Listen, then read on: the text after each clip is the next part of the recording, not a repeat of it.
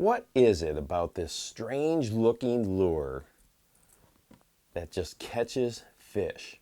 Well, today that's what we're going to talk about. Hi there, welcome to the Bass Fishing Life. I'm your host, Steve Rogers. Before we get into the video, make sure that you hit that subscribe button and punch that notification bell. We post videos 3 times a week, and if you've got that clicked, you'll make sure that you never miss one of our new uploads. So thank you so much. Well, today we're going to be talking about chatterbait style lures, or I should say bladed jigs. As a matter of fact, this here was the original style of chatterbait made by Ron Davis, which he started working on a prototypes of this back in 2003. This bait was in the works so many years before it became popular. And if you want to see a really interesting documentary, go ahead and look down in the description below. There's one down there that I put a link to. I did not do that one. It was done by another YouTube angler, but it is really well done. And it goes through the history of the original chatterbait. So to really condense that, so Ron Davis had spent a lot of time working on this, and he had mortgaged his house, put his life savings and stuff into it, and was selling a few here and there. And then eventually a angler by the name of Brian Thrift, an FLW angler, won a Stren series event back when Stren was sponsoring those events. He won it on that particular lure. And seemingly almost overnight, it wasn't overnight because he'd been working on this for a while, but once Brian had won that event, all of a sudden they had orders for 500,000 lures. That's right, 500,000 lures. Now at first you may think, man, that's amazing, I've made all this money, this is great. Well, here's the problem with that. The hooks that were on here that they were buying to put on their original chatterbaits were about 10 cents a piece.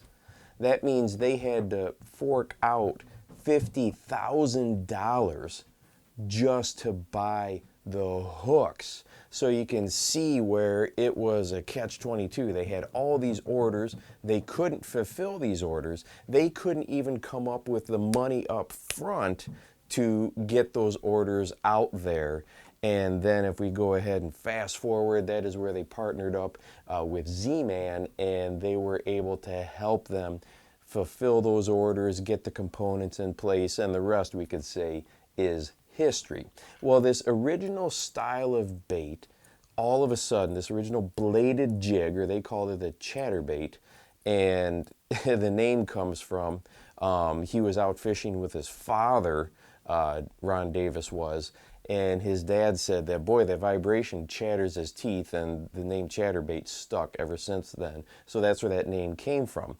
But with many lures in the fishing industry, when something new really takes hold, imitations come forward, and they often say imitation is the best form of flattery, and just about every major lure manufacturer came out with their own style of bladed jigs, and they went through all kinds of different patent infringement lawsuits and all these different things. And really what the big deal was how the blade was attached to the jig head. Okay, and that's one of the things that we're going to dive into and talk about today. But really what I want to do is cover the bladed jig for beginning anglers and all the way up to those more advanced anglers, some tips and stuff that maybe you didn't run across or think about. So I want to go ahead and go over that full gamut of information today, because the bladed jig or chatterbait style of lure is here to stay. It is proven that it is a fish catcher,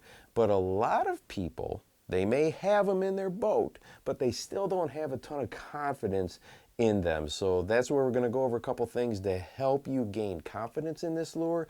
Go over 3 different types of retrieves, the type of trailers I would put on there, different situations I would use a bladed jig, and hopefully when we're done with this, you too will have a lot of confidence in this lure. Go out and catch some fish with it.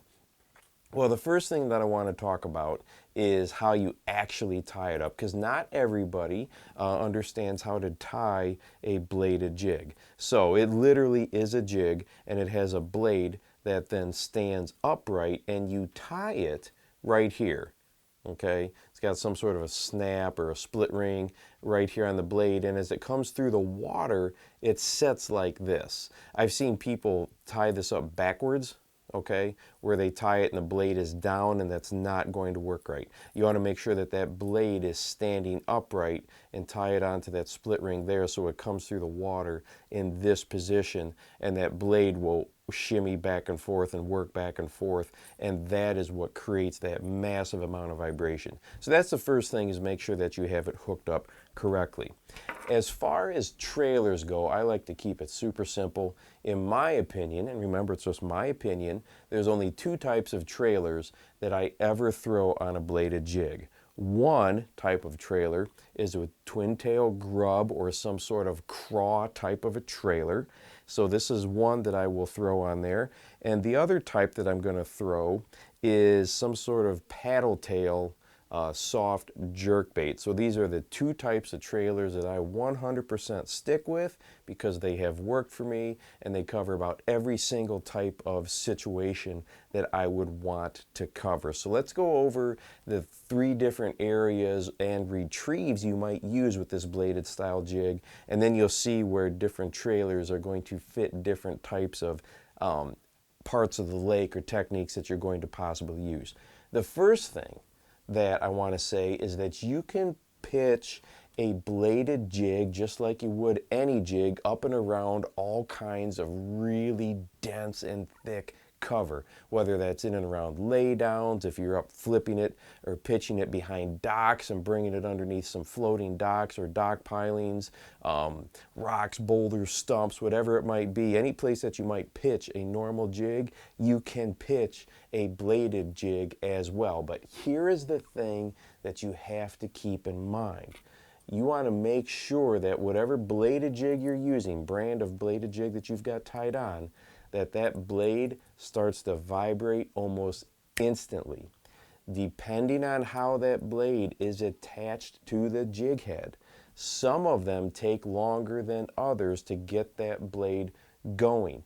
Let me go ahead and tell you why. If I was working a dock and I pitch this bladed jig back up there in the back side of the dock and I start to pull it forward, I want that blade to start going instantly, right away. I don't want to have to put a full retrieve or two on there for that blade to start going.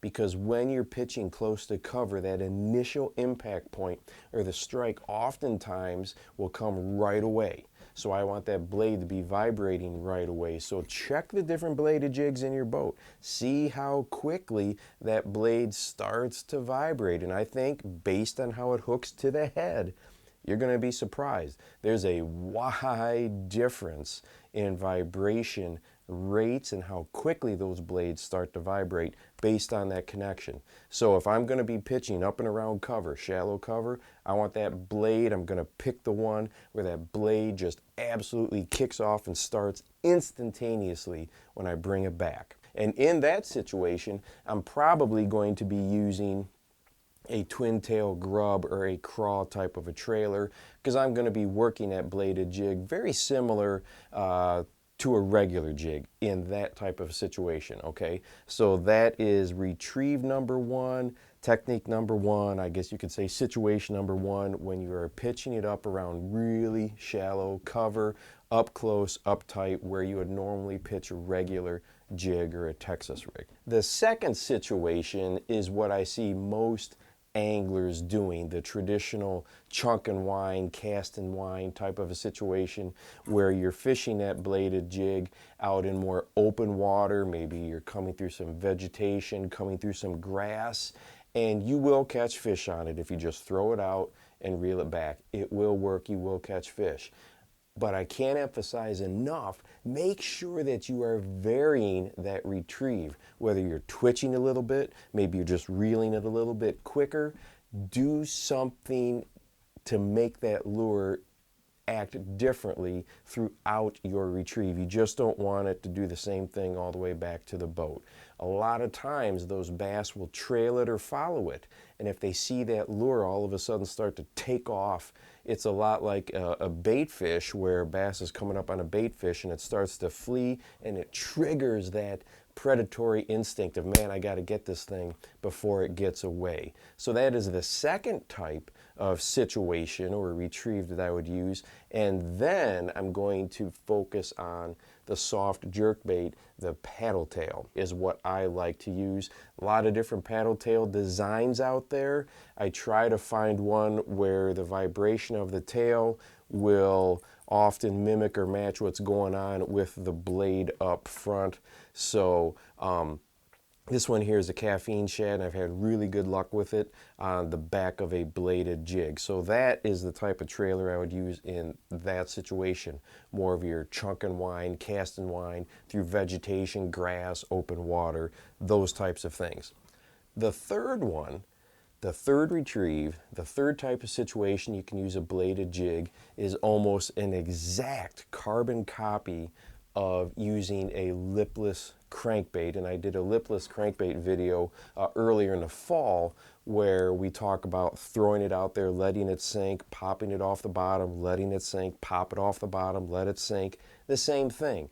Let this bladed jig come all the way down to the bottom, go ahead and pull it, either side sweep or pull it up. It'll flutter up just like that. Let it sink down, let it flutter up, and you're going to be working that bottom contour. Try to keep good contact with the bottom, and in that situation, once again, I'm going to go back to a twin tail grub or a craw type of a trailer, because I'm really kind of mimicking that crawfish as it flees and gets away. So I have three very different situations that the bladed jig does really, really well in. Now, one thing that you may want to consider is the skirt. If you've got a lot of skirt on the bladed jig, it may hinder the action of whatever trailer you have on there. So you may want to trim it off, or you may want to thin it out a little bit, because you do not want it to impede and interfere with the action of whatever soft plastic trailer you put on there. So people often ask me, why would you alter a skirt or trim a skirt? That would be why. I don't want it to stop the trailer from doing its job back there. Many manufacturers have got multiple weights for these bladed jigs now. When they came out, they were pretty much a standard weight and size, but there's really a lot of different ones out there based on the depths you want to fish and all that type of stuff. So take that into consideration as well. Now, the last thing that I really want to go over is bladed jigs kind of have gotten a stigma, I guess you could say, that they can't be fished in clear water. We often think of that heavy vibration in stained water, dirty water, and I won't lie, when I'm in really dirty, muddy water, a bladed jig is about the first thing that I go to. But they work in clear water as well.